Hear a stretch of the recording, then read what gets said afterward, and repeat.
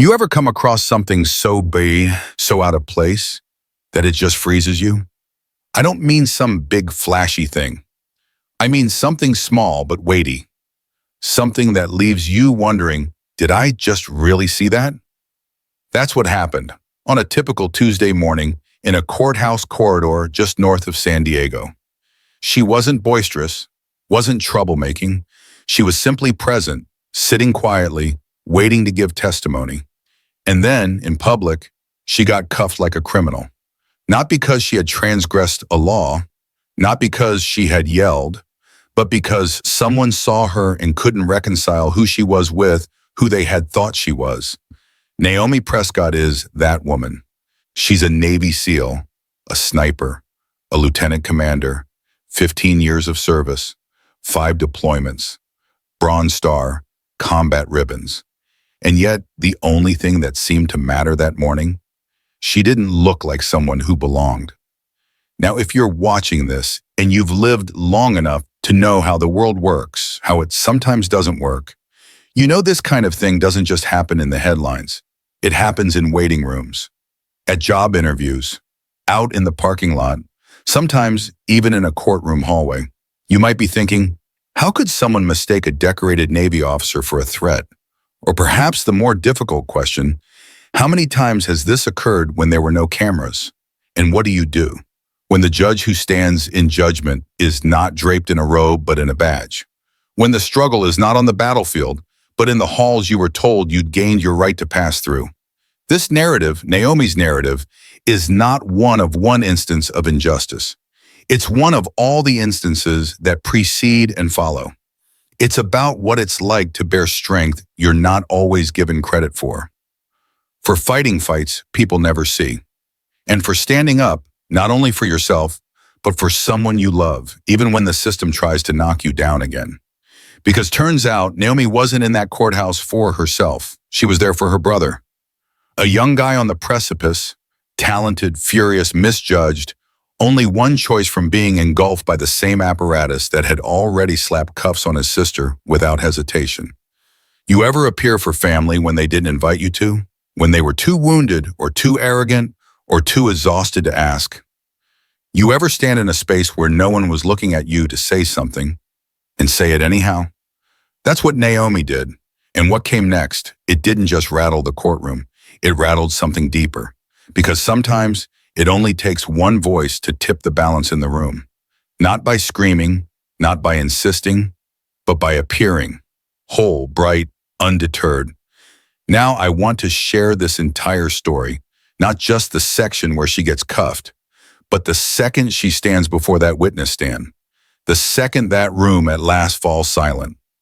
Not in derision, but in respect. The second an Admiral walks through those courtroom doors, and justice begins to listen at last. This isn't TV drama, it's a black thread story, a slice of drama that goes deeper than television drama generally dares to venture. A tale that resonates as something we've all brushed up against, even though it may not have happened to us personally.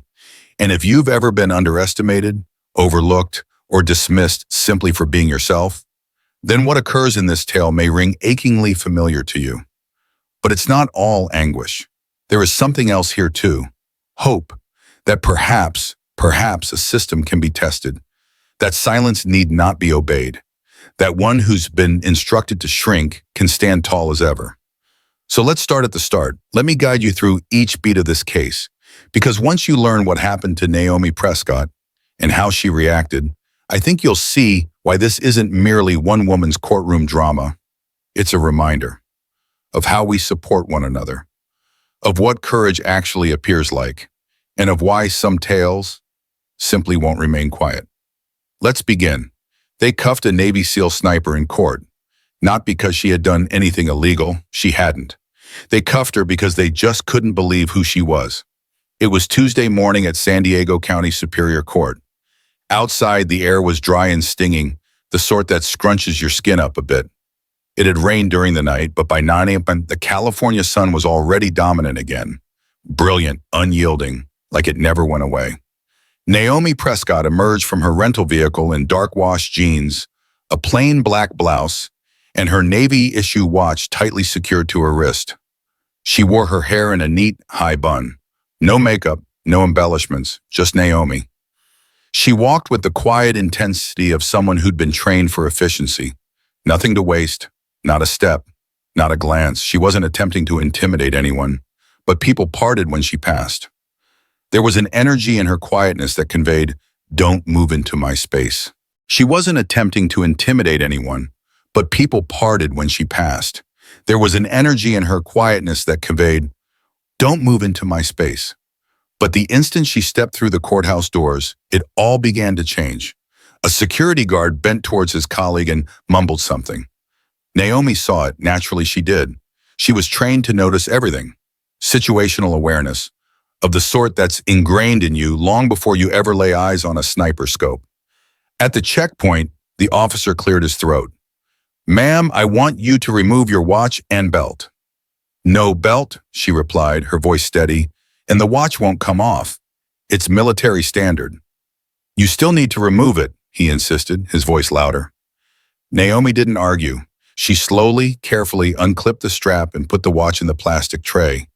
The officer peered at the engraving, USS Hopper, Bravo Detachment 0105.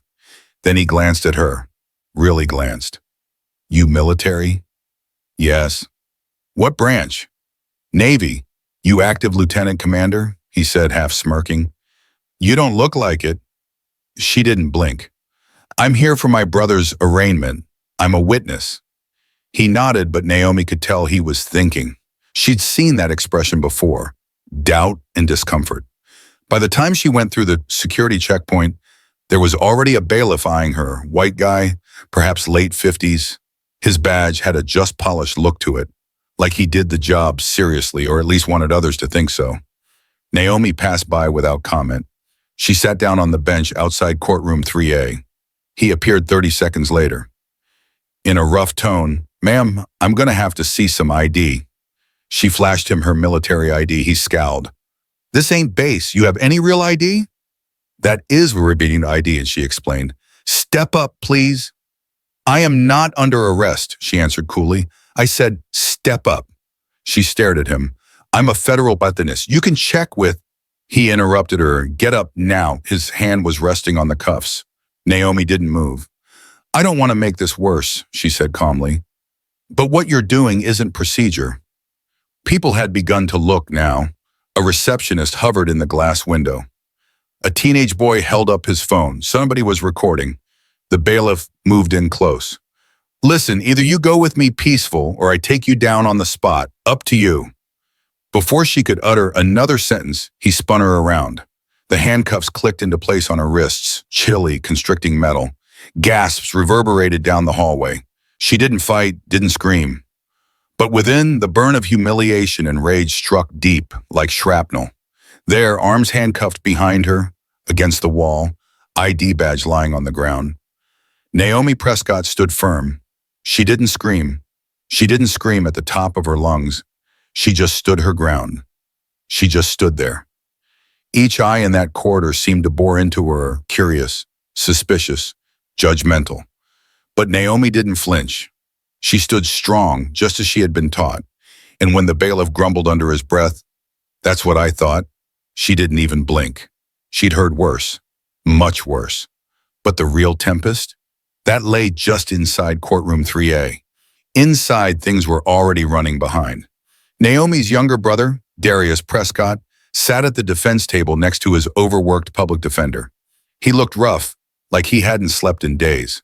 Just 24, Darius was sharp, no doubt about that, but too angry at the world to ask for help when he needed it. And those kinds of choices, they stack up fast. He couldn't stop looking at the door. He was waiting for Naomi. She'd said she'd be there. He needed her there. And then, finally, the courtroom doors opened. But rather than Naomi walking in to take her seat, in walked the bailiff, with Naomi in handcuffs. You could have heard a pin drop.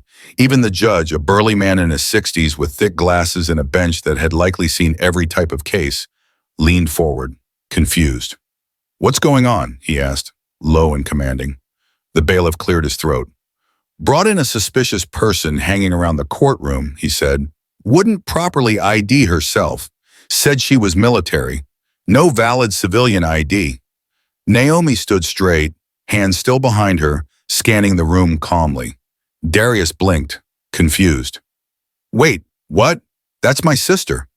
The judge peered over his glasses. Is this true? She's my witness, Darius replied. She came here for me. That at last spurred the public defender into action. He leapt up quickly. Your Honor, this is Lieutenant Commander Naomi Prescott. She's here to provide character testimony for my client. She's a Navy officer on active duty. This must be a misunderstanding. The judge arched an eyebrow. Lieutenant Commander? Naomi answered, her voice firm and polite. Yes, sir. United States Navy SEAL Team 5. My ID badge was removed when I was cuffed. The room changed. A couple of people in the gallery leaned forward. Someone even whispered, "She's a SEAL?" The judge leaned back, savoring the moment, trying to reconcile the composed, elegant woman in cuffs with his mental image of what a SEAL ought to be. The bailiff, now visibly uncomfortable, still didn't release her. She wouldn't comply, sir, he insisted. She was just standing in the hallway, refused to show proper ID. She showed her military credentials, the public defender said. She said she's a SEAL. The bailiff snapped, "Come on, I've seen Navy SEALs before." That's when Naomi stepped forward. Her voice didn't waver. Respectfully, I don't have to look like your vision of a SEAL in order to be one. I graduated from BUDS in 2012. I've deployed 5 times, Bronze Star, Navy and Marine Corps Commendation Medal. You can verify it all through the Department of Defense. The judge looked over at the court clerk, then at the bailiff, then back at Naomi. Remove the cuffs. Sir, the bailiff began, I said remove them. Now, there was a moment of silence, and then grudgingly, the bailiff moved forward and released the cuffs. The quiet release of metal was the only noise in the courtroom. Naomi didn't blink. She didn't rub her wrists. She just stood there, firm, calm, unbroken. The judge cleared his throat. Ms. Prescott, I'm sorry, I wasn't informed you'd be in today. Naomi's response was subdued but adamant. That's okay, I wasn't hoping for a red carpet. From the other side of the room, Darius got up, looking stunned. They handcuffed you? We haven't. Naomi shifted uncomfortably toward him. Her tone remained level, but the warning was implicit. Let's just get through today. We'll talk later. She sat in the front row, but the courtroom air didn't calm. Not quite, because no matter how many tours she had done, how many medals she had won, or how poised and professional she seemed, some still gazed at her and wondered, who does she think she is? Well, that response was about to enter through the doors. The hearing continued, though it seemed like half of the room was still half paying attention to Naomi. A few people whispered, a few people outright glared.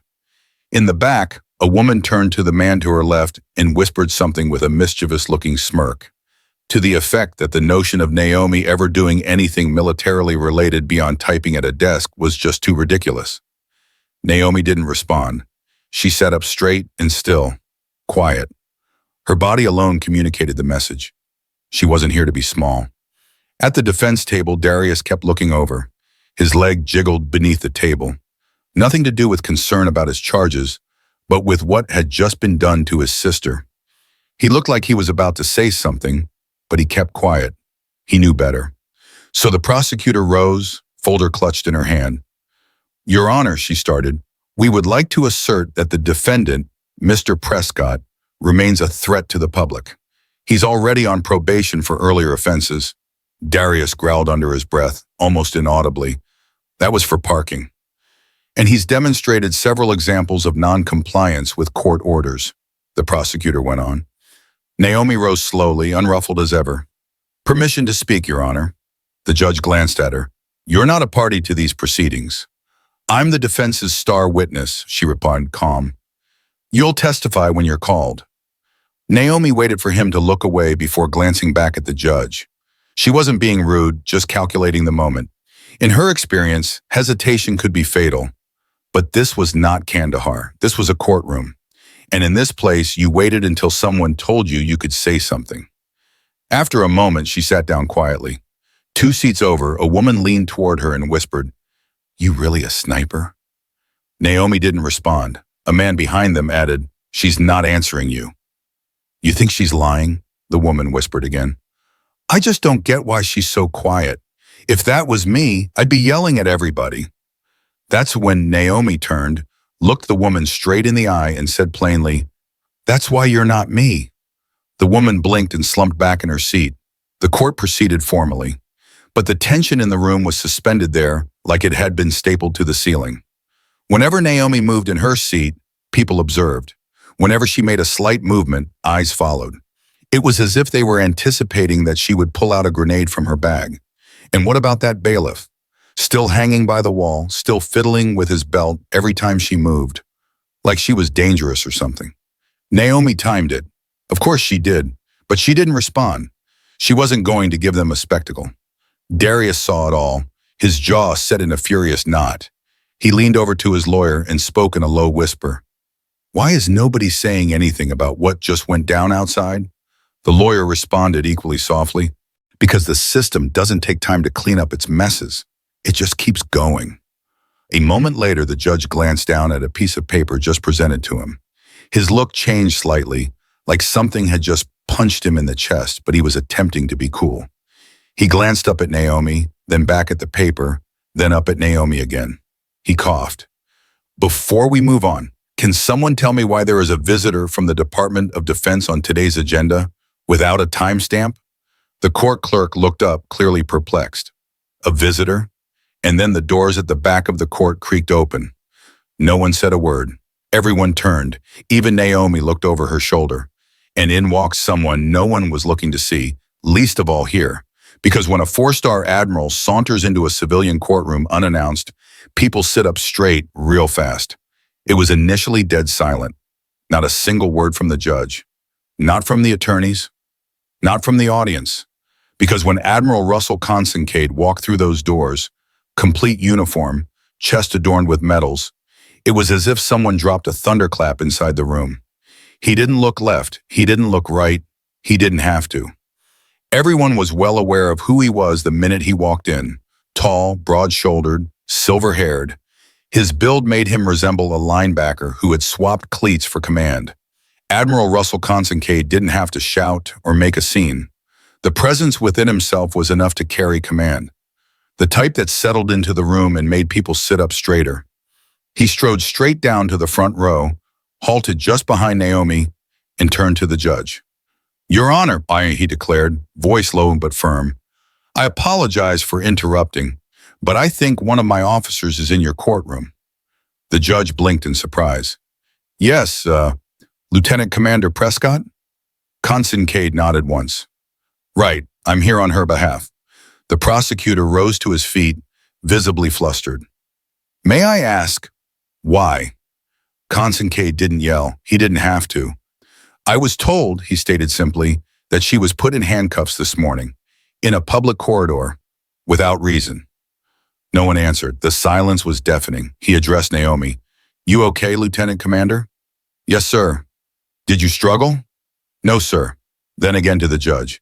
And yet she was manhandled like a suspect, even though she had federal identification, even though she was listed as a witness. The judge cleared his throat for the second time, jerking uncomfortably at his robe. Admiral, I assure you this wasn't done on purpose. There was some confusion. Confusion, Kincaid echoed. Not a question, just a word, tossed like a stone in the center of the courtroom. He turned and stepped in the direction of the bailiff. What was confusing about this? The bailiff put his weight on the other foot. I was just doing my job, sir. She didn't show me a state ID.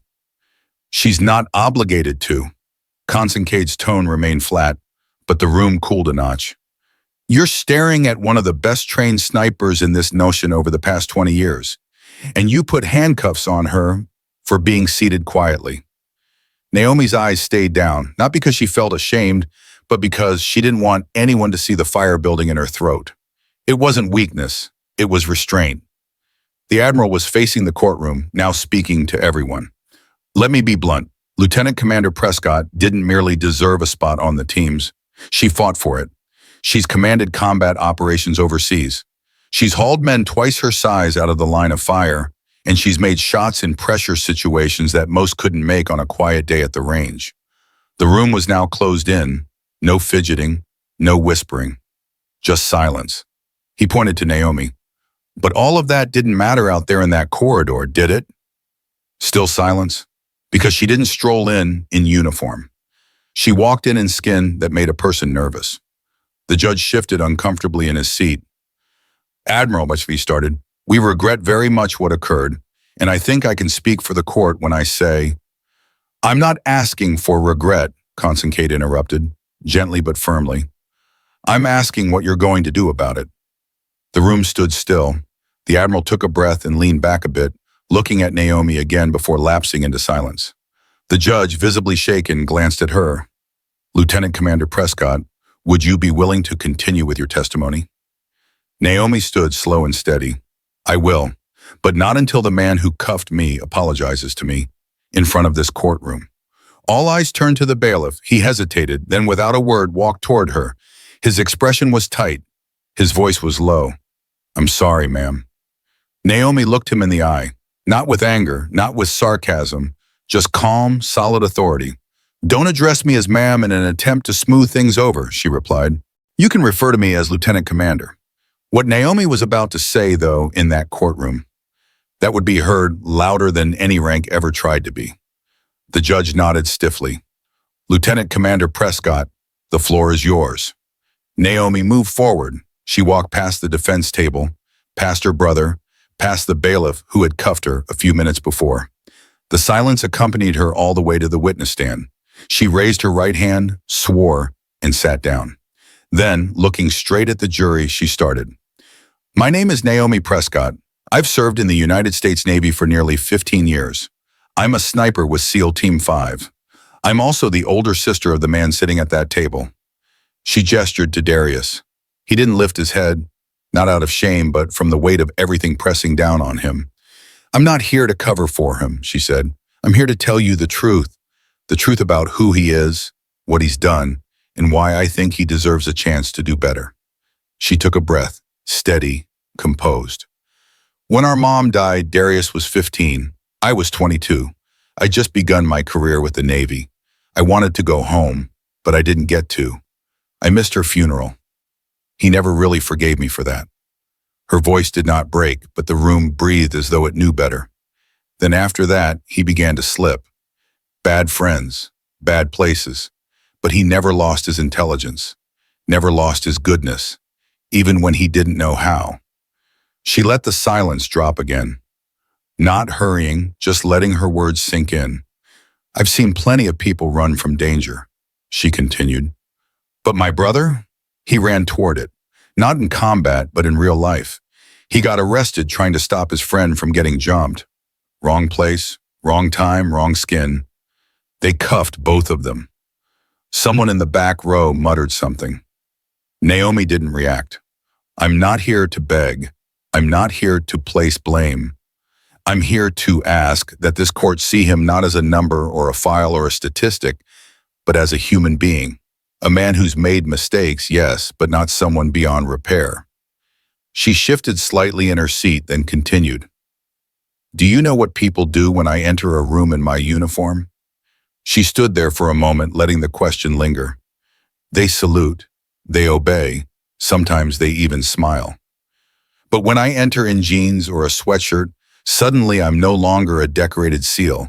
I'm a question mark, a potential threat, a problem to be solved rather than a person to be known.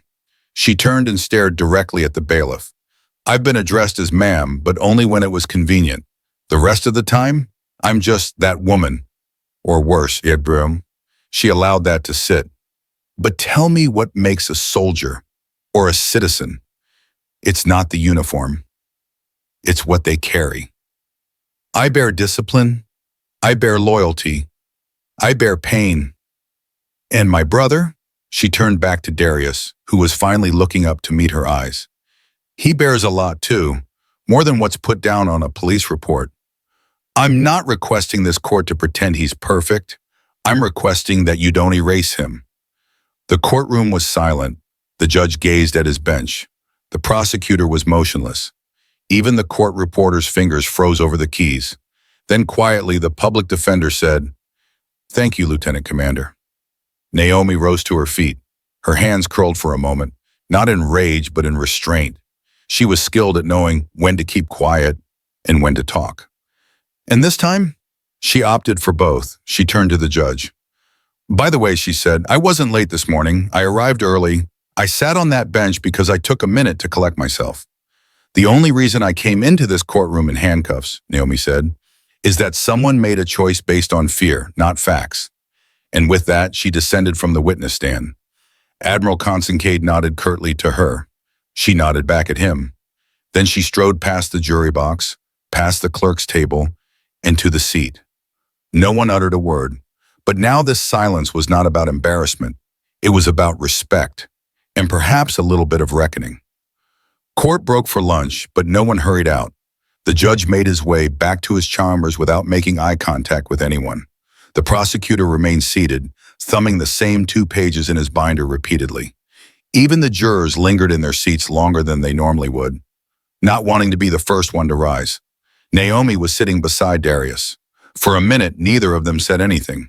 Then, not even glancing at her, Darius spoke softly. "I didn't ask you to do all that."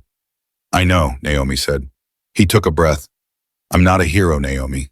She shifted her head fractionally, her voice low and even. "Neither am I. I'm just the one who survived." Darius swallowed painfully. His fingers shook slightly as he played with the hem of his sleeve.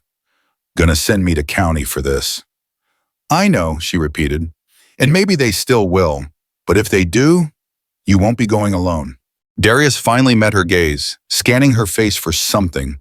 Perhaps anger, perhaps disappointment, perhaps pity. He did not see those. What he saw was calm, steady, like someone who'd already made up her mind she wasn't going anywhere. "Why'd he come?" he demanded. "The Admiral?" Naomi sat back in her chair a little. "Because I called him." Darius's eyebrow went higher. "You called a 4-star Admiral to appear at my hearing?" "He phoned me first," she shrugged. "He heard what went on outside the courtroom, said he'd already been in town, told me if they're going to muddy up my seal, they're going to have to look me in the eye when they do." Darius made a dry, incredulous laugh. "I didn't even know you had people like that." Naomi glanced over at him. "Neither did I, until I needed them." At the far side of the room, the bailiff leaned against the door, feigning scrolling through his phone, but clearly he wasn't actually reading the screen. Occasionally, his gaze would wander back to Naomi. He did not look fearful anymore, just unsure, as if he was beginning to understand the woman he had cuffed that morning had stood on more alien ground and borne more burdens than he could ever conceive. Outside the courtroom, journalists began to congregate. Someone had tipped them off. After the name Naomi Prescott slipped out, it took no time at all for people to begin making connections. A local TV anchor was already running through her piece on the courthouse steps. But Naomi saw none of it. She remained immobile, elbows on knees, as Darius continued tugging at the cuff of his sleeve, as if he were attempting to repair something that refused to be repaired. "I didn't want you to see me like this," he grunted.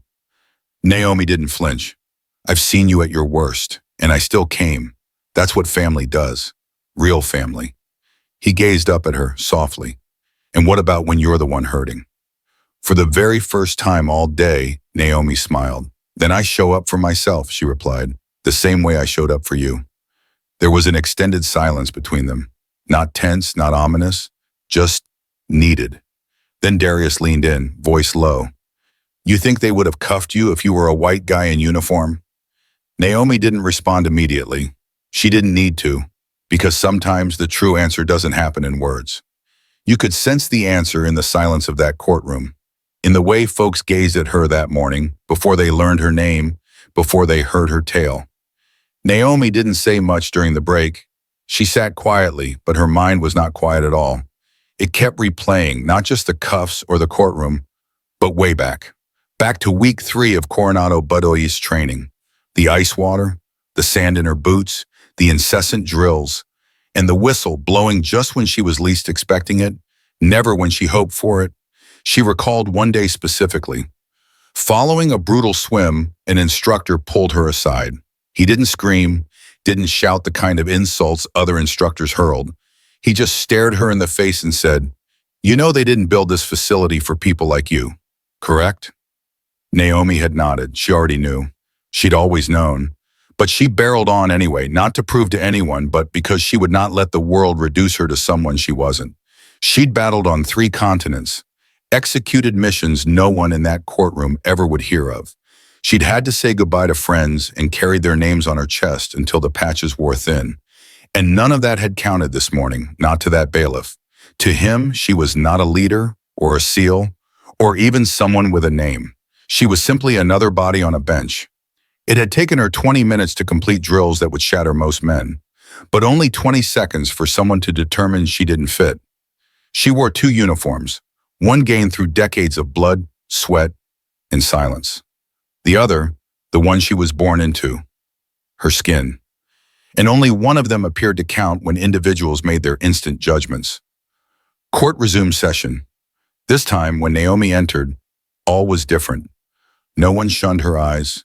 No one requested ID. The bailiff stayed back. The judge cleared his throat and called the room to order.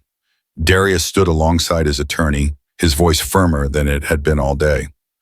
"Your Honor," he spoke up, "I'd like to say something before you sentence me."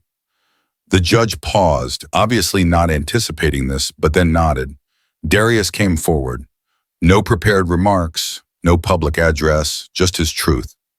"I've wasted a lot of time trying to convince everyone I'm not what they think I am, and I screw up. I lose my temper, I act out, I say things I shouldn't. But that doesn't make me worthless." He looked at Naomi. "My sister didn't need to come here. She didn't need to say anything. But she did, because that's who she is. She appears, even when no one else does." Then he turned and looked at the judge. "I know I messed up, but if you're going to judge me, judge all of me. Not just the worst part." The room went quiet, and for the first time that day, Naomi saw something shift in the judge's face. It wasn't guilt, it wasn't even regret, it was understanding. The judge leaned forward and spoke with a quiet sincerity. "Thank you, Mr. Prescott. I'll take that into consideration." Then he turned to Naomi. "Lieutenant Commander Prescott, this court recognizes your service to your country and to your family." Naomi gave him a slight nod. "Thank you, Your Honor." But secretly, she wasn't seeking acknowledgement. That wasn't the issue. She was seeking something tougher. She was seeking change, because respect after the fact, that's simple. But actual justice, that arrives before harm is brought about. Naomi pulled away, dust flying behind the Jeep, sun just beginning to pierce the low clouds overhead over the base. Briefings for deployment, inventory checks, the steady beat of the work, all remained. Something was different now, though. Not because she had given a speech, not because someone finally heard, but because a line was drawn, silently, steadfastly. And on one side of it stood the old way, the unchallenged assumptions, the easy fears, the silence that always demanded too much of the wrong people. And on the other side, a woman who would not be small. A woman who had entered a courtroom and reminded it what justice looks like. A woman who had nothing left to prove. Because Naomi Prescott had already demonstrated something stronger than service medals or commendations ever could. That courage doesn't always have the look of combat. Sometimes it has the face of stepping into a room where no one expects you to be, and remaining, and perhaps someday, when another woman enters into that same courthouse, brown skin, short hair, no uniform to protect her, someone will halt, reflect, and recall that she once stood there too and altered everything.